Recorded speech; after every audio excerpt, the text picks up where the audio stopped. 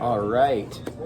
Hey there, Cedar Rapids. Tim Nashua-Skogman Realty here, and thank you for joining myself and Mr. Jason Wright here for Lunch with Friends today. So, I am here with Jason. Jason is the Executive Director of the History Center and the Lynn County Historical Society here.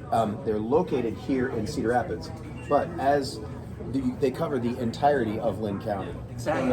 Make sure that's very clear. We are hanging out at Izumi Sushi here in downtown Cedar Rapids. It was Jason's recommendation. I've never been here before. It was fantastic. It's located here on, is this Second Ave? This is Second Avenue. Second Ave downtown. Second and Third. Yep. And we had some great sushi at lunch. They do have an all-you-can-eat sushi special, which sounds intimidating, especially after I just had those 3 rolls and I couldn't go much more than that. Done, yeah. So, but they also have, on top of that, they also have a couple of different lunch specials. So, Jason and I both chose the pick 3 rolls, but they've got hibachi, they've got teriyaki, and then they also have like a great, I would assume, a good dinner service. They got a bar here, so check out Izumi Sushi when you have a chance. If you're in the mood for sushi, it's one of the best places here in Cedar Rapids to get it. So, yeah.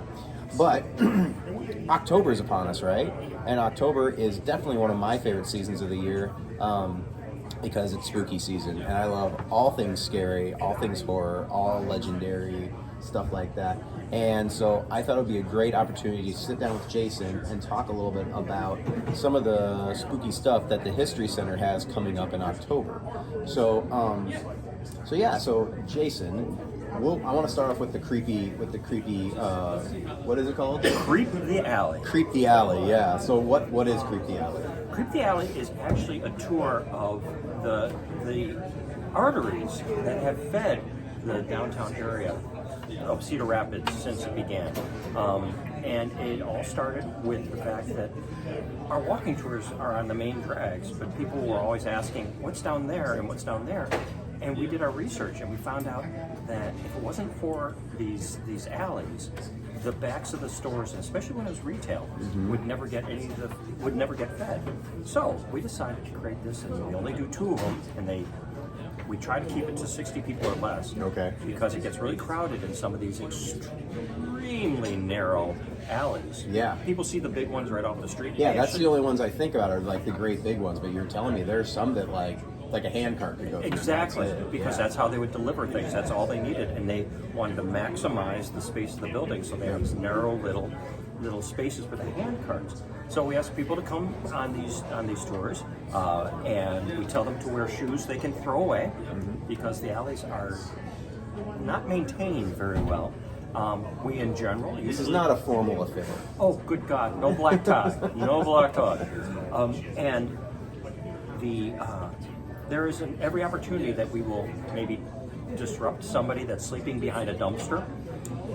And it's not like we're going to have actors jumping out and scaring people. Yeah. This is just creeping through the alley and understanding how all the buildings used to tie together. And you can imagine how the delivery folks had to actually circumvent, but have a circuitous route so that they would not be bumping into each other. It's a fascinating way of looking at Cedar Rapids. I love it, and I love it has a creepy element to it, but it really, I mean, the historical aspect is definitely there, and you can really talk about that, that kind of back alley element, if you will, which is what we do. That people don't always talk about. Exactly. Jason was telling me about it, and I just kind of got this, even though we're in the Midwest and it's Cedar Rapids, I kind of got this like London Jack the Ripper vibe off of it. So yes, we do not bring in a fog machine. No fog machines. Although we have lights. gone through when it has we power through if it starts to drizzle or rain. Sure. And it really gets very London-esque. Nice.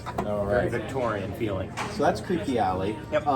Now, the History Center, if you aren't aware, is located in the Douglas Mansion. It's just up the street here at the corner of 2nd Ave and 8th, correct? 2nd Ave and 8th Street.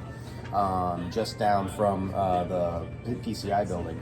And I love that building, and while I don't think we have time to tell the story of how that came to be, it's such a cool old, and it used to be a funeral home. Right.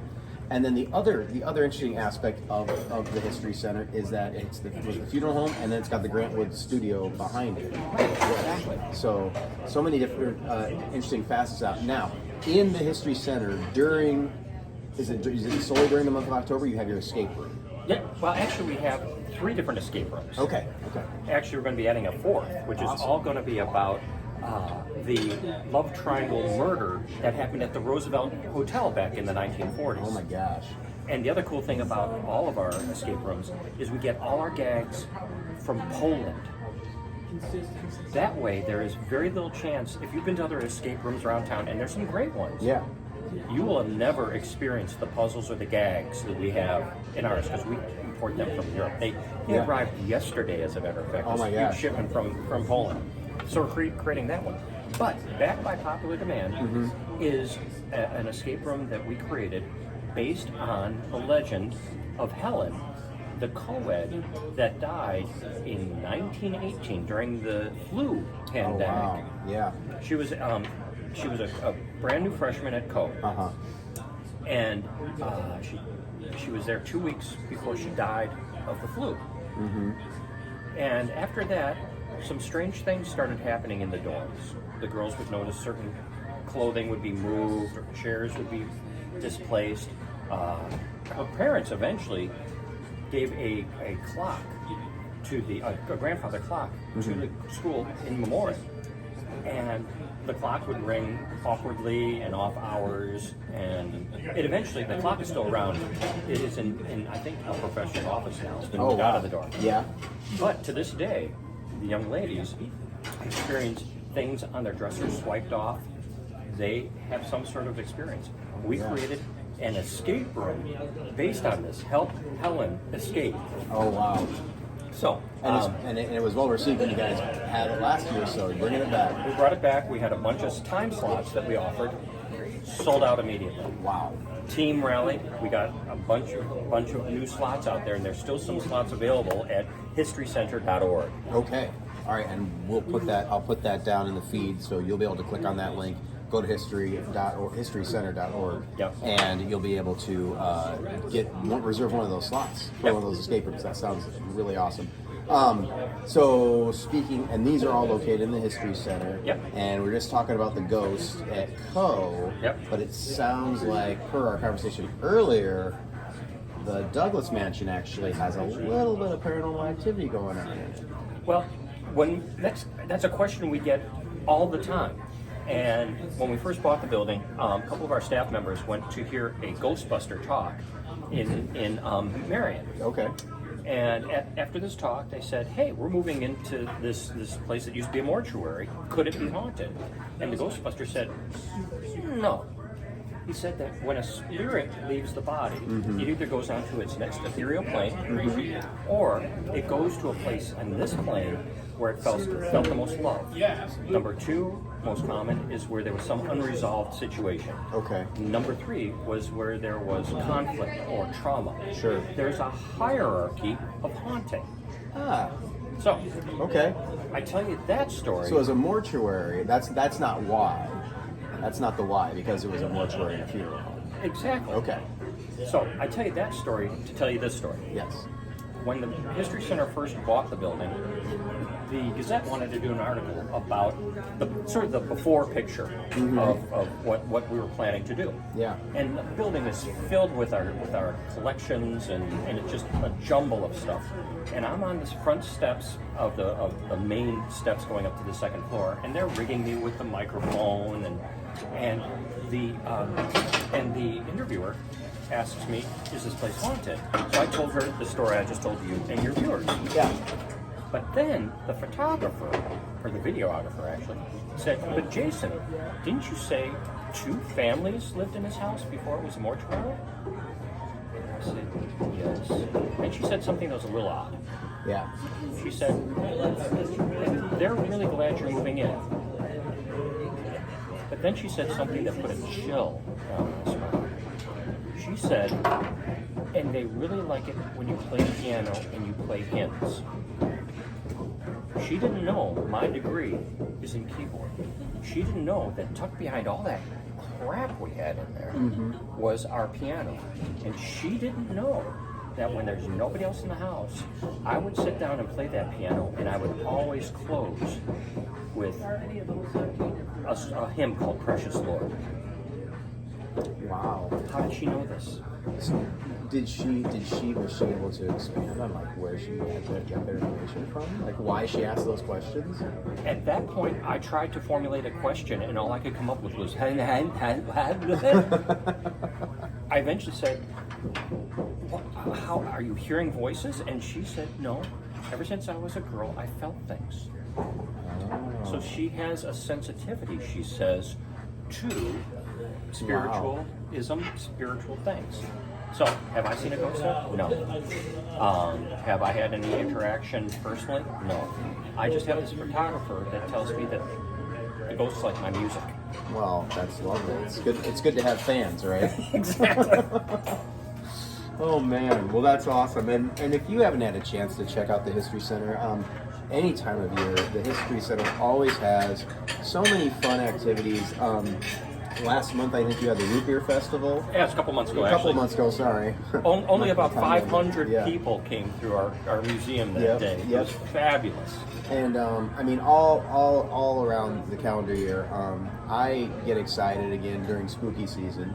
And there is an event coming up that I have on my calendar, and I want us to make a point to go to. And it's this Legends of Lynn County that you guys are doing. It's called Spooky Legends of Lynn Spooky County. Legends of Lynn County, yeah. All of us have heard, hey, that restaurant's haunted, or have you been to the cemetery? It has 13 steps that represent the ghost. You know what I'm talking about, right? I think probably 22-year-old Tim, maybe 22-year-old Tim, went out with about 6 other people around probably 11 and went out there, and we got caught by the police. Oh, good. Yep. Yeah, they're used to going by there now. Yep. So there's all these little kernels of ghost stories. The History Center has hired the region's greatest storyteller. His name is Darren Crow.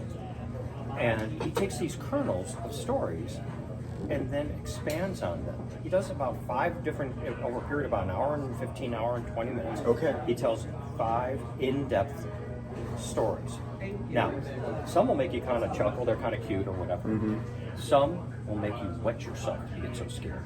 They are absolutely terrifying. He's brilliant. He is an amazing storyteller.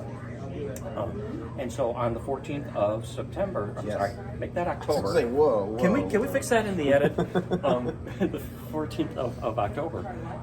Bring your lawn chair. It's outdoors. Yes. We put out a bunch of fire pits, and then we hand out. Everybody gets a do-it-yourself s'mores kit. Yes, awesome. Hot chocolate is available. We have hot cider, and bring your lawn chairs, and we fill our lawn, and actually it spills out onto into our parking lot now. Oh wow. It is one of our most popular programs, and I just heard we haven't even begun really advertising it much yet. We haven't done the real push, and we have great ticket sales already. So if you're interested, get your tickets right now. Need to get them now. Exactly. Yeah. Again, Okay. historycenter.org. Yep. Get them now, so we get you in. Exactly. That sounds so much fun, and that sounds great. I mean, I love good storyteller too. So like spooky or not spooky, that sounds like a ton of fun. Oh well, Jason, is there anything else you wanted to mention that we didn't get a chance to cover talking about the History Center? Just got to let you know that if you've been to the History Center before, it always changes. We are constantly moving new exhibits in. We are constantly moving in different pop-up exhibits. One of the things that people don't realize that we do is research. We get over 350 research requests a year, so that averages about 2.5 a day. People are asking about their families. They're trying to research their buildings, their homes, their businesses. If you have a question about Cedar Rapids or any Lynn County history, contact us at our website that I've given you, and we have research historians waiting to fill in the blanks for you. Love it. Awesome. Well, thank you so much, Jason Wright. Yes, Executive Director for the History Center and Lynn County Historical Society. Check out Izumi. The sushi's awesome, and it's just a great place to support local restaurants and all that good stuff. I'm Tim Nash with Skogman Realty. If you got all the way through this video, please like and please subscribe to my YouTube channel. And everybody have a great day. All right, we'll see you.